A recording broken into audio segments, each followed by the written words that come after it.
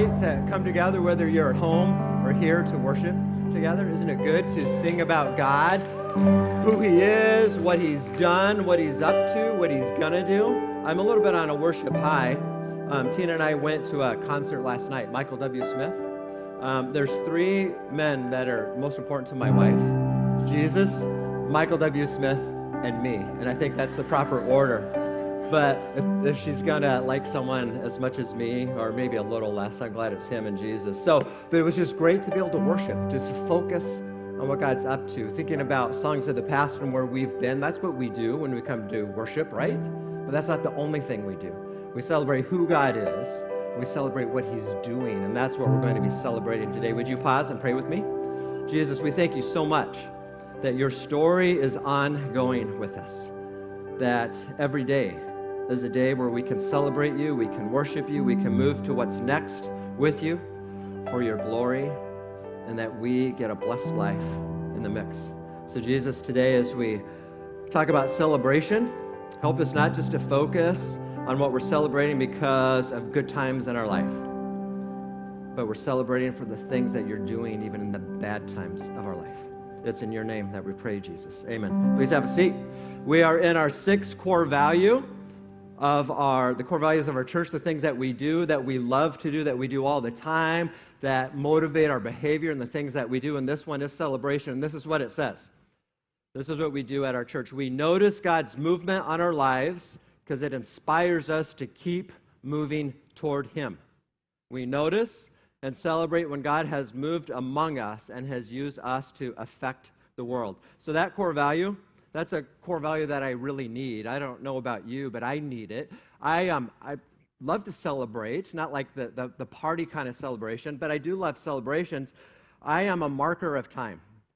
I pay attention to details. I pay attention to people. I pay attention to places. Tina just laughs at me sometimes because we'll be driving somewhere. I'll go, do you remember when? And I'll grab this moment of time and I'll recite specifics about what happened. So I mark time, and I mark events, and I mark people. It's a great curse, and it's a great blessing, but I don't always celebrate. I'm always moving on. I remember years and years ago, a lady that worked for me when I first came to the Valley. I worked for the University of Phoenix back when it was quite a bit smaller, and I was the national coordinator for their alumni network. And so what I would do is I would do lots of things, but one of the things I do is plan events. And so this lady that worked for me said, "You are no good at our events." And I said, "What do you mean I'm no good at our events?" She said, "Because at our events, you're planning the next event in your head, and you're no good to us at the event." I was always thinking about the future. A few years ago, I did a multi-stage mountain bike race in Breckenridge, Colorado. It was so cool. It was so hard. It was so challenging, all those things that I love. 6 days of grueling elevation mountain bike trails, and at the end of it, I just went through the finish line and rode my bike straight to the house we were renting. My friend who had finished before me, he was like 10 years younger. That's the only reason he finished before me. He was waiting for me, and he was so mad at me because he was waiting to cheer me in, and I just like pedaled past him. I didn't see him. I didn't do it on purpose, but I was moving on to the next thing. I was already at the house packing up, thinking about what was next because I wasn't celebrating where I was. So that's the tendency that I have, a tendency that God's managing in my life, for me to take notice of the things that He's done and to pay attention to the things that He's going to do. See, that's what we could forget about a lot when we think of celebration, is the things that we need to move forward to.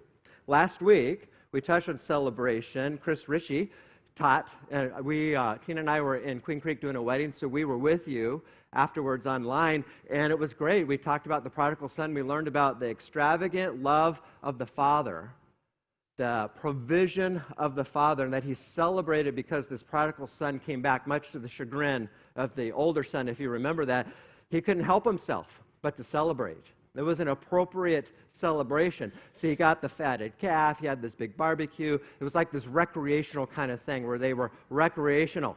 Most celebrations are like that, aren't they? When we think about celebrating, it's kind of recreational. We think about the things that have been done, and we talk too much. We probably eat too much. We might drink too much, and I'm just talking about ginger beer, which is the thing that I drink a little too much. But today, we're going to not talk about the things of the past. We're going to turn celebration kind of on its head. You might be going a little sideways about when the passage that I throw out to you that it's a curveball. Why are we talking about celebration in that passage? Because usually we celebrate the past, and we're going to move on to what could be. So when we are considering this, think about the unlikely celebration that we're going to look at in John chapter 11. It's the death of Lazarus. Sounds like a celebration, huh? That's the curveball. Let me start reading it to you. Now, a man named Lazarus was sick. He was from Bethany, the village of Mary and her sister Martha.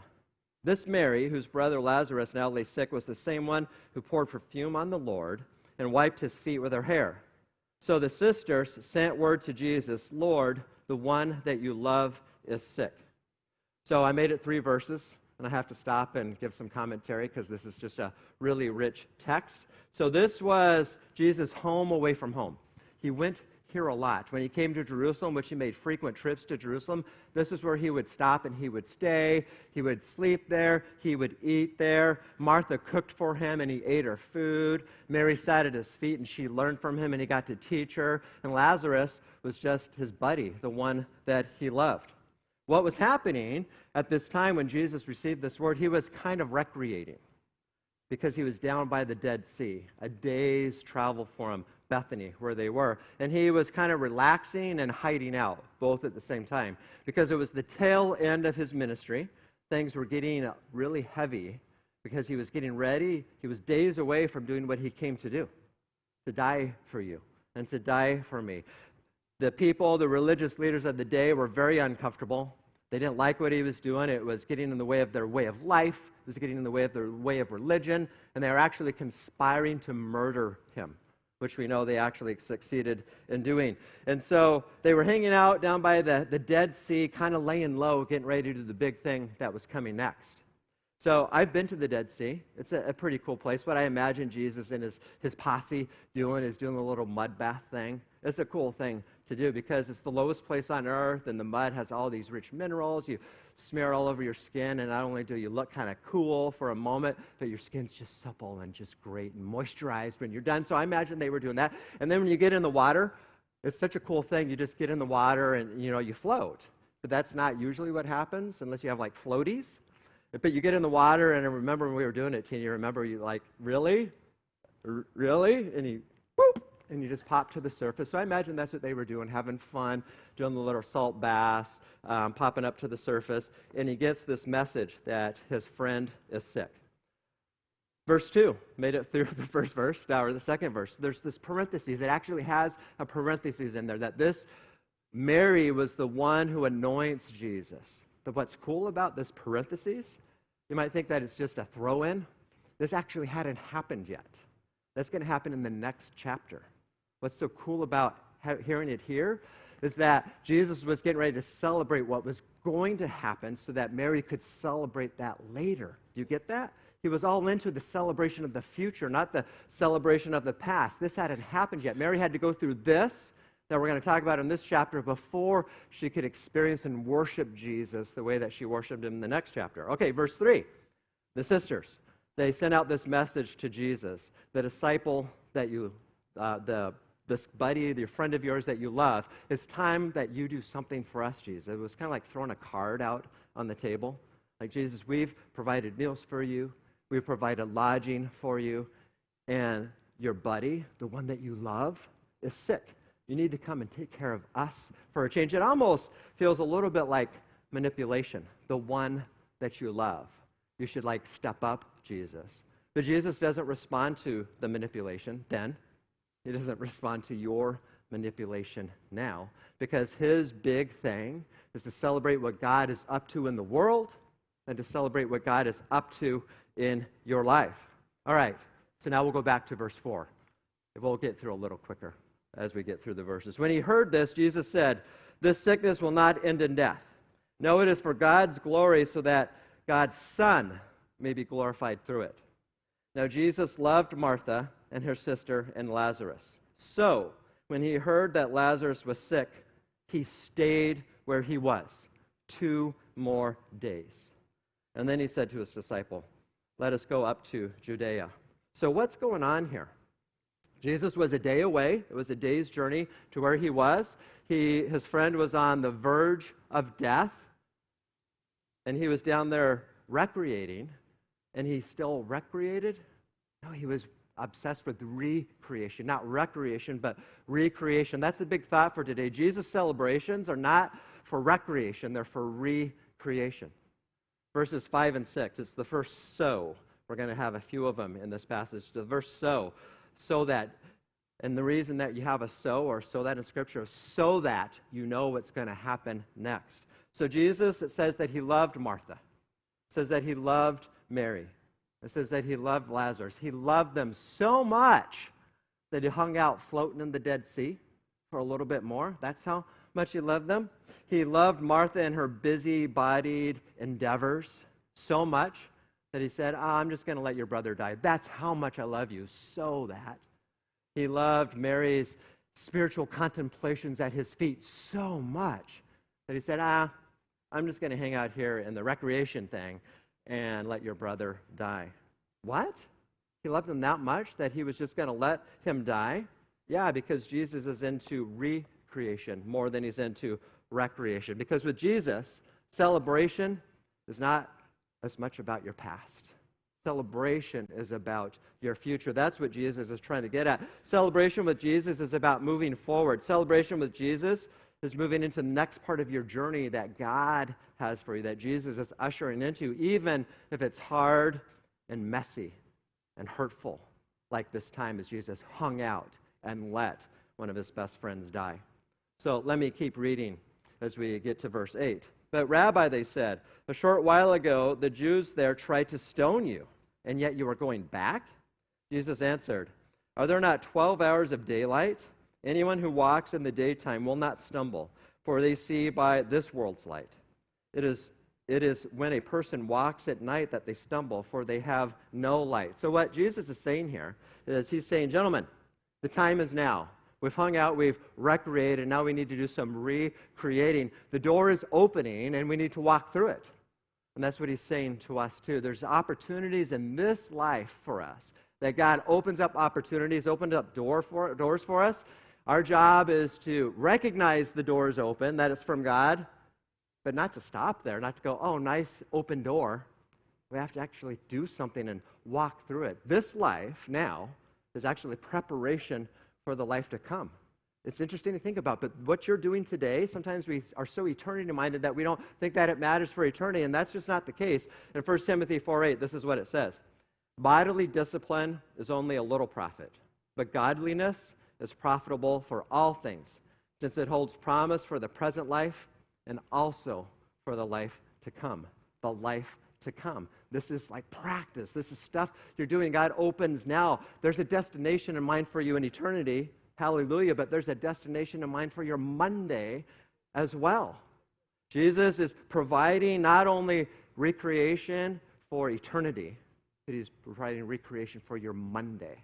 The opportunity is here. We're walking through. In in chapter 10, Jesus says, I've come to give life and to give it abundantly. That's not eternally. That's now. That's today. That's tomorrow. And Tuesday, Jesus is not just obsessed with your eternity. He's obsessed with your Monday. He's obsessed for living now. Verse 11. After he had said this, he went on to tell them, our friend Lazarus has fallen asleep, but I'm going to wake him up. His disciples replied, Lord, if he sleeps, he'll get better. Jesus had been speaking of his death, but his disciples thought he meant natural sleep. When you read passages and Jesus is speaking and the disciples are speaking, do you ever wonder what the inflection really is like?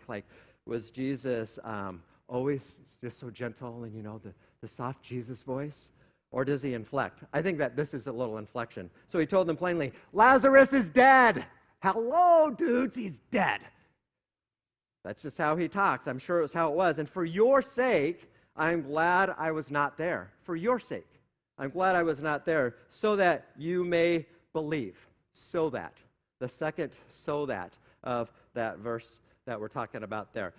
What is the so that? The so that is to enlarge their belief. Belief is the theme that's coming up, to enlarge their faith right now, right then, on their Monday, and not in their eternity, because that's what Jesus is concerned with. Recreating your now, not just recreating you for eternity, for your living now. He was working on their belief. That word belief is going to show up 5 times in this passage that we're reading today. It's belief in something that you put your trust in. It's pistis or pisteo, faith. That's what he's trying to build. This is real stocky, muscular belief. It's not just theory. It's application. It's not just opening the door and going, oh, cool, thanks for opening that door, God. It's walking through the door. It's application. It's doing something with your faith. Believing in something that puts important things at stake. That's what that word means, important things at stake, like your eternity and like your Monday. Verse 16, then Thomas, also known as Didymus, said to the rest of the disciples, let us go that we may die with him. That's another inflection thing. So he was like the Eeyore. You guys know who Eeyore is? Let us also go that we may die with him. Maybe it was that. Maybe it was sarcastic. He was going, well, let's go with him. He's going to die, so let's just die with him. What more can we do? So they are a day away. Jesus is having this conversation. And they start this one-day trek to Bethany. It's taken at least a day for him to get the message. They start this trek back. It's a 3,000-foot climb from where they are, from the Dead Sea area up to where Bethany is. 3,000 feet for some of us that hiked the Grand Canyon yesterday. No big deal, but it's a bit of a trek. As you come up the backside of the Mount of Olives, Bethany is just below the crest of that hill. And as you come over the top of the Mount of Olives and start down, as soon as you get to the crest, not far from where they were going, you see Jerusalem and you see the temple. Let's keep reading. On his arrival, Jesus found that Lazarus had already been in the tomb for 4 days. Now, Bethany was less than 2 miles from Jerusalem, like I said, just over the crest of the mountain there. And many Jews had come to Martha and Mary to comfort them in the loss of their brother. When Martha heard that Jesus was coming, she went out to meet him. But Mary stayed at home. Lord, Martha said to Jesus, if you had been here, my brother would not have died. But I know that even now God will give you whatever you ask. Jesus said to her, your brother will rise again. Martha answered, I know he will rise again in the resurrection and the last day. Jesus said to her, I am the resurrection and the life. The one who believes in me will live, even though they die. And whoever lives by believing, present tense, in me, will never die. Do you believe this? Yes, Lord, she replied. I believe that you are the Messiah, the Son of God, who has come into the world. So Lazarus dies, just as Jesus said that he would die. He also said that he wouldn't die. So which is it? Did Jesus know or did he not know? It's a little bit of both. Significant things. Sometimes when you read some of these passages, you just skip some things. You just read it and go, yeah, whatever. 4 days. It's a significant thing. Do you know what 4 days meant to them? They believed that when a person died, that for 3 days, the person's spirit would hover in the vicinity of the body. And that if there ever was a chance maybe that they were asleep, in 3 days, they would be retrievable. 4 days, chasm's fixed. No way. They knew that. Jesus waited 4 days because he was enlarging their faith. So Martha says, if you had been here, Jesus, you could have done something about it. It's interesting. In a second, we're going to look at what Mary said. She said the very same thing. Same words. Totally different indictment on Jesus. And Jesus challenges her belief. Let's put some stake there. Let's put something at stake, something at risk in your belief, Martha. So do you believe in what I can do, or do you believe in who I am? That's the question for all of us. That's the question. Do I, Carlisle, believe in who you are, Jesus, or what you can do for me? Do I believe you, Jesus, for resurrection in my life now, when things aren't going my way, when things aren't going the way that I want them to go? Things that I don't like, things that I don't prefer, things that I hate. Do I believe that you're the resurrection of my life on Monday, not just in eternity? I think that there was an undertone with Martha, an undertone of disappointment. She was disappointed in Jesus. He could have done something, but he was down at the Dead Sea. I don't even know if she knew. He was down at the Red Sea recreating, but he was into recreating. She was hopeful for what Jesus could do. But she was disappointed. Have you ever been disappointed in Jesus? Have you ever been brave enough to let him know that you're disappointed in him? I've had some disappointments in the last couple of years. Put your seatbelt on. This is a little pastor disappointment time. We get disappointed too. 2.5 years ago, I became the lead pastor here of your church, of Journey Church. I'd been here before that. I felt specifically, especially prepared and called to become the lead pastor of this church. But I prayed for a long time, way more than any of you know about that, before I put my name in the list to be considered. And so I remember the day I decided I'm going to go for it. I'm going to press into being the lead pastor at Journey Church. I was in my favorite prayer spot, in my backyard, in my jacuzzi. I know, you always bring that, but it really is my spot. And I felt, Carlisle, I've prepared you. This has been a thing I've been doing for a while, preparing you for this assignment. And I remember thinking, okay, all right, I've done the lead pastor thing before. It was hard. It was difficult. It didn't totally work out the way I wanted it to. But okay, I'll do it. But, Jesus, I gave him a but. But I need a mission and a vision that's really large, that's really compelling, not just for me, but for our church and for our community. And I got out of the jacuzzi and went for a bike ride, and this stuff started coming to me. I felt like I really had this plan that Jesus was answering the very prayer I asked that morning. And we came up with a 10-year plan. I put it on paper. It was a 10-year plan for NOPO. I didn't call it NOPO then. That was from Casey. I got that from her. For you. For me, for this community. I love this community. I'm actually a little obsessed with you. I'm obsessed with NOPO, even more than living in the East Valley for 25 years. I'm obsessed with this corner. I'm obsessed with this building. I think Jesus is too. I think he's obsessed with you. He's obsessed with us. In this 10-year plan, I started imagining this room being filled in with people, not because of my ego and because I want numbers, but because people tell people, like we have here this morning, that come and they want to be recreated in what Jesus is doing for them. And that this room would be so full of people that we'd have to tear that wall down, and the youth room would become part of the auditorium. And then what would we do for our student ministry? Oh, we would just get the building across the way where the tattoo parlor is, and maybe the other church, they've been looking for another place anyway. And oh, by the way, let's just buy the buildings. That's the vision. Let's just buy the buildings. You know why? Because this is the corner. I believe this is our corner, not somewhere else. You know why I get so excited? Why I start to get elevated? Because I love this corner. You know why? Because everything's growing out that way. Affluence is going that way. Affluence is not going to be here, but people here need Jesus. People there need Jesus. We're right in the middle. I got so excited. There's diversity in income. There's diversity in ethnicity. That's the type of thing that I started to get excited about. So I communicated this 10-year plan to the elders. I communicated it to the church. Everyone loved it. People got caught on. Well, not everyone loved it. There were some criticizers, some naysayers. They moved on to other 10-year plans. But I kept moving forward. We kept moving forward. We kept believing, and we kept praying. We started to do some things. I became the lead pastor. The lead pastor left, and when you have a transition like that, transition happens. Some people have preferences. This lead pastor wasn't their preference, so they moved on. That's okay. That happens. Other people came. Things were starting to go well. Attendance had just recovered. It really recovered pretty quickly. The financial giving, the tithes and offerings started to recover quickly. We hired a staff person to help me teach so I could focus on the mission and vision. And then we all know what happened because it all happened to all of us.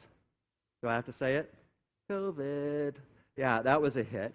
In one fell swoop, everything that we'd been working for in a 10-year plan bottomed out. I remember we had a great Sunday here. The room was filled with people. We were getting excited about our mission and vision. I was driving home, and one of the elders texted me. The governor said, no groups larger than 10. What? I wasn't even home from here with you in a wonderful morning of worship, and we couldn't meet in our building anymore? Our tithes and our offerings split in half in 1 week. 1 week. No people, no money. We had staff. I just hired a person. What in the are we going to do now, Jesus? I didn't sign up for that. We have to pay rent on a building that we cannot use? What? We have a lease. We have to pay for it even though we can't worship in the building. We can't see each other. I didn't sign up for this. Do you remember when Scott preached a couple of weeks ago on prayer and he said, I don't got this. Well, I don't got this, Jesus. This is what you talked to me about in the jacuzzi that morning? If I would have known, I don't know if I would have signed up for that, Jesus. But with confidence and strength, we prayed. All of us prayed. We moved forward. With insecurity and fear, I moved forward with the power of Jesus, trusting Jesus for his plan that was bigger than any plan that I could have ever had. PPP came. We got a loan from PPP, bailed us out. We got a second loan from PPP. Both of them got forgiven. In fact, the second PP loan, because our account is so efficient, just got forgiven this last week. So all that was taken care of. Then, we can praise God for that. Then a staff person decided to leave the ministry and pursue a different career. That was a personal hit because I had love for him. It was a ministry hit, but it was kind of a relief because we had some money then that we could help pay rent if we didn't have to pay a staff person. And then we started to meet face-to-face for 2 Sundays. 2 Sundays. I was gone for one of them, so I didn't even get to be with us. And we had to go back to the smaller groups because COVID got hard again, and I kept being like a Martha, trusting Jesus to do things, not just what he could do for me, that I trust the Messiah in my life now, that he was recreating things now, things that I couldn't do anything about. Then we get to this year. Things were getting better. We were rebounding. The 10-year plan, I just say, is actually now an 11-year plan or 11-and-a-half-year plan because of COVID threw things in. In February, unexpectedly, my dad died, and it ravaged me. It still ravages me. I was telling Tina yesterday, you have those belly balls where you ball from your belly. On my bike, I'm bawling over my dad yesterday. He was my greatest cheerleader, and he died unexpectedly. We had another staff change that happened this summer. There were people, friends, that I thought were in my corner. As it turns out, they really weren't in my corner. Pain was going through, not just because of my dad, but because of friendships. And I felt like Jesus was asking me, like he's asking Martha, do you believe in who I am, or do you believe in what I can do?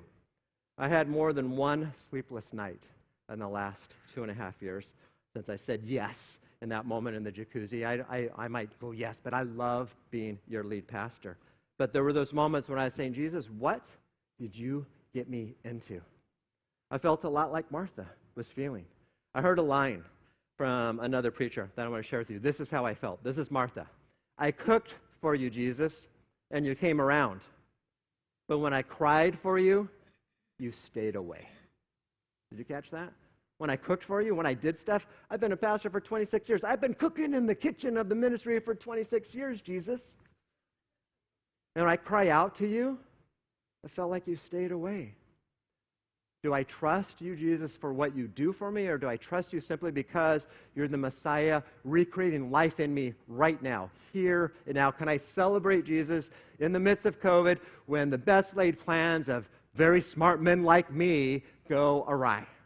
Yeah, I need to work on that. I was learning to live out this big thought that we have. Jesus' celebrations are for recreation, not recreation. He was recreating. Jesus wasn't just concerned about my eternity. He was concerned about my Monday, my COVID Monday, and my COVID Tuesday, and my COVID 2020. He was concerned about it now. He's not just concerned with eternity. He's concerned with now. So how are you doing there? Are you seeing anti-celebrations like deaths or COVID as opportunities to trust Jesus as the Messiah of your life, recreating things right here and now? It's a great lesson that we get from Martha. She got her recreation story. So now let's turn to Mary's recreation story. After that, after he had said this, she went back and called her sister Mary aside. The teacher is here, she said, and I was asking for you. When Mary heard this, she got up quickly and went to him. Now Jesus had not yet entered the village, but was still at a place where Martha had met him. When the Jews who had been with Mary in the house, comforting her, noticed how quickly she got up and went out, they followed her, supposing she was going to the tomb to mourn there. Quick pause there. I can't get far in some of the scripture. It's just so rich. You notice what was happening here. that when Martha went to Mary, what did Martha say? Who did she describe Jesus as? The teacher. What was Mary used to getting from Jesus? She was always at her feet. In the next chapter, we're going to see her at her feet. To Mary, Jesus was teacher. To Martha, who was he? Messiah. I think that's just a real quick and easy lesson, that too many times we decide who Jesus is going to be for us based on what we've decided Jesus is going to be for us. Jesus is the Messiah and the teacher and all kinds of other things because he is God. We don't decide those things. It's been decided. Jesus is God. Quick lesson there. The second lesson is you notice that Jesus didn't come. It says that we know that he came to their house regularly to eat with them, to sleep in their bedroom, and to hang out and to recreate. He didn't come to them. In either case, he did not come to these women. They had to come to him. Another quick lesson. When we're learning about recreation in Jesus, he opens the door. We have to walk through. We have to leave our comfortable confines that are comfortable or that are unhealthy, and we need to move to Jesus. Let's keep going. Verse 32, when Mary reached the place where Jesus was and saw him, she fell at his feet, her customary place, and said, "Lord, if you had been here, my brother would not have died." Same statement, different indictment. When Jesus saw her weeping, and the Jews who had come along with her also weeping, he was deeply moved in spirit and troubled. "Where have you laid him?" he asked. "Come and see, Lord," they replied. Jesus wept. Shortest verse in the Bible. Then the Jews said, "See how he loved him?" But some of them said, "Could not he have opened the eyes of the blind man and kept this man from dying?" Jesus, once more deeply moved, came to the tomb. It was a cave with a stone laid across the entrance. "Take away the stone," he said. No small feat, by the way. This was a spectacle, not of just recreation, but the way that those tombs, they were bigger than a person, and they were downhill in. They'd have to leverage that thing up. It was quite a scene going on there. But Lord, said Martha, the sister of the dead man, by this time there's a bad odor. In the King James Version, it says, "He stinketh much, for he has been in there 4 days." We already went through that. Then Jesus said, "Did I not tell you that if you believe, you will see the glory of God?" So they took away the stone. Then Jesus looked up and said, "Father, I thank you that you have heard me. I knew that you always hear me. But I said this for the benefit of the people standing here, that they may believe that you sent me." When he had said this, Jesus called out in a loud voice, "Lazarus, come out!" The dead man came out, his hands and feet wrapped with strips of linen and a cloth around his face. Jesus said to them, "Take off the grave clothes and let him go." So here's the point here.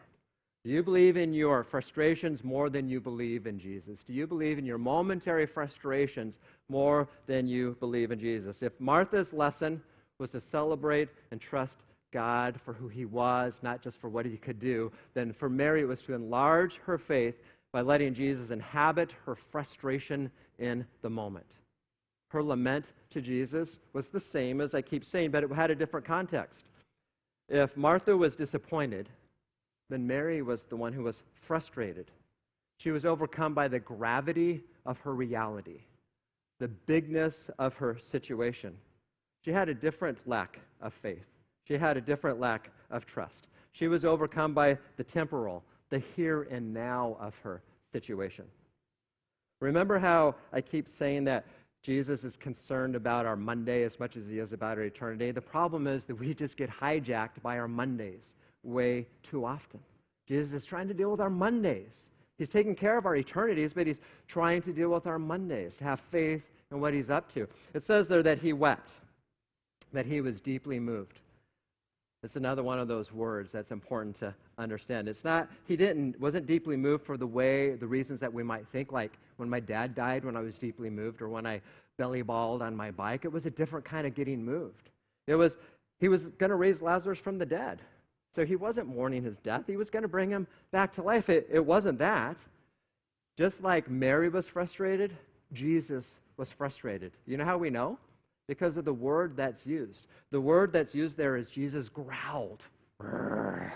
He made a growling sound at the people.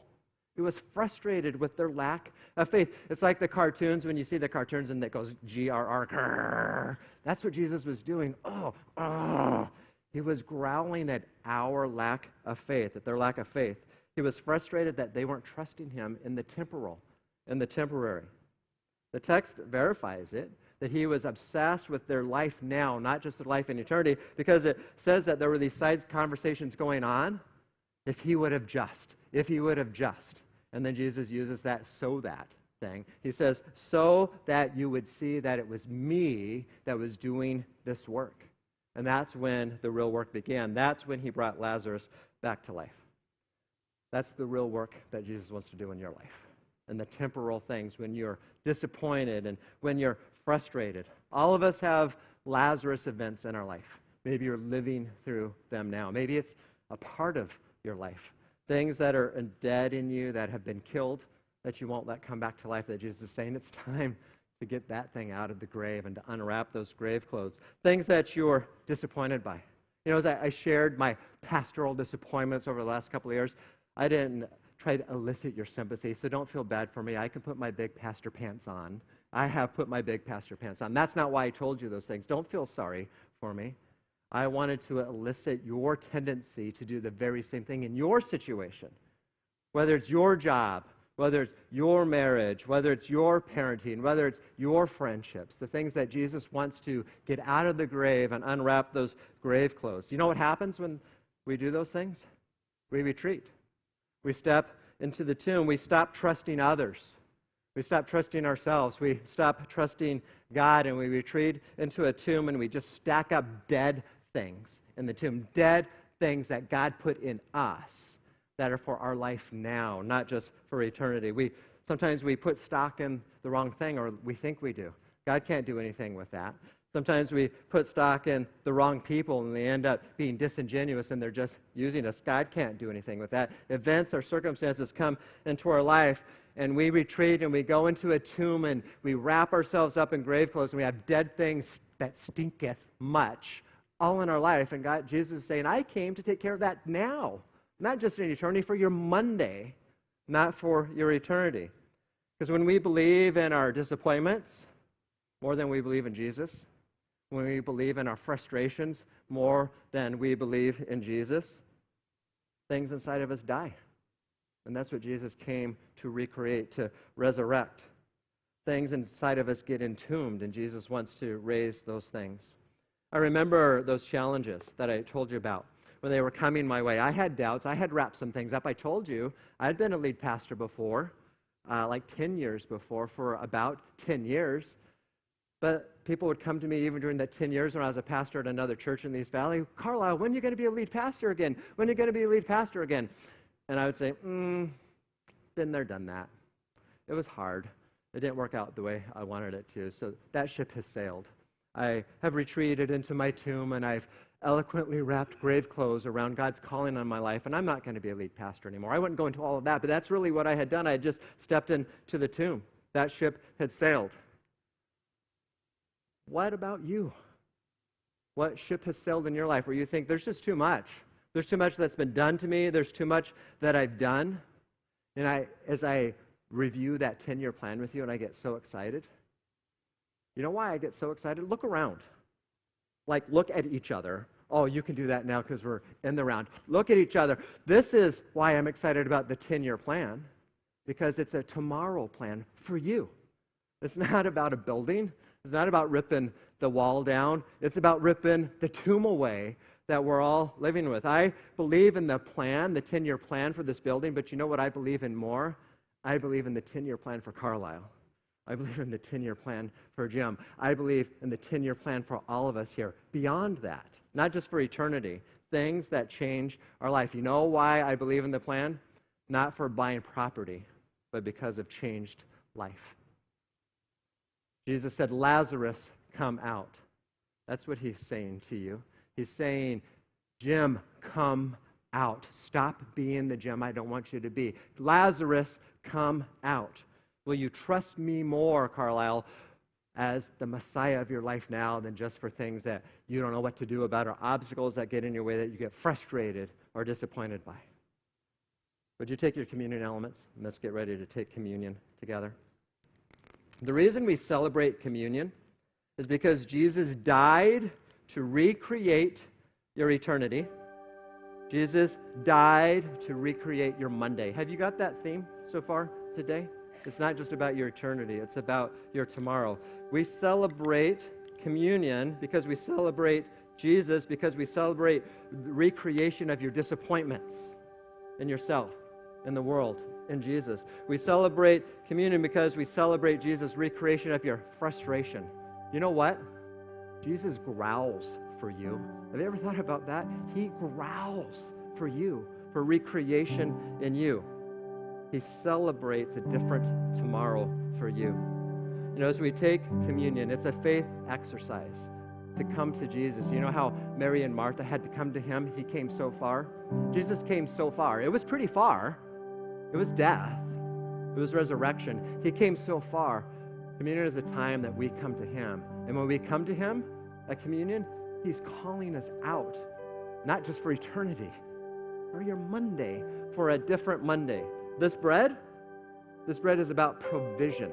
It's about God's love and provision for you, providing things for you, things that are bigger than you. So as we take this bread, we're expressing a belief with something at stake to change our tomorrow, that this is believing that Jesus is recreating something new in you in this life and in a life to come. Let's take that and remember that provision.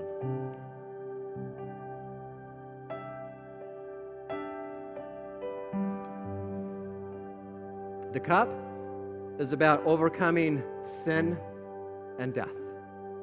Jesus came to recreate dead things in you. He's the one that overcomes those things. As we take this cup, let's celebrate what he's recreating in you for the glory of God and the glory of your life in eternity and on Monday. Let's drink this together. Would you pray with me? Jesus, we thank you for the richness of your life. We thank you for the richness of your death. We thank you for the richness of your resurrection. And all those things are pertinent for my Monday, not just for my eternity. Jesus, help us to be like Lazarus, that we would come forth. Help us to be like Martha, who believed that you are the Messiah of our now, not just our eternity. Help us to be like Mary, that get over our frustration in the temporal and believe that even in terrible, hard things, you're recreating us. Jesus, we thank you for that. As you get ready to sing a song, just remember how large Jesus is, how large he's making you. He is concerned about your eternity, but he's concerned about your tomorrow. Let's come out of that grave. Can I invite you to stand?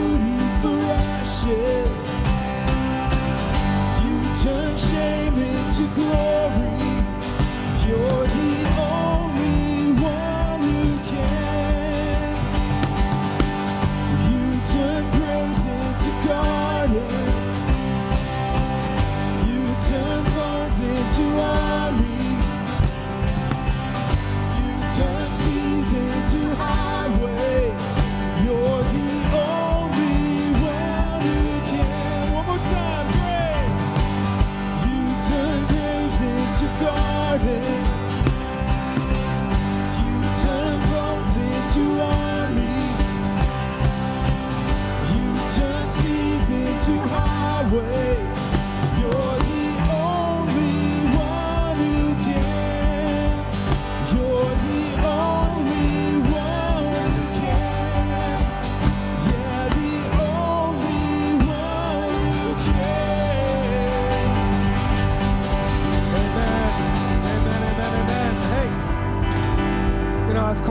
was thinking, as we're talking about celebration and we're thinking about celebrating things that Jesus is going to do, not just things that he has done, I thought about the idea of what does it look like to sow and to reap celebration later? And to be able to reap a harvest of celebration later, we have to sow seeds of obedience today.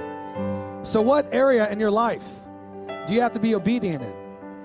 When Jesus called Lazarus out of the tomb, Lazarus still had to get up and walk out, right?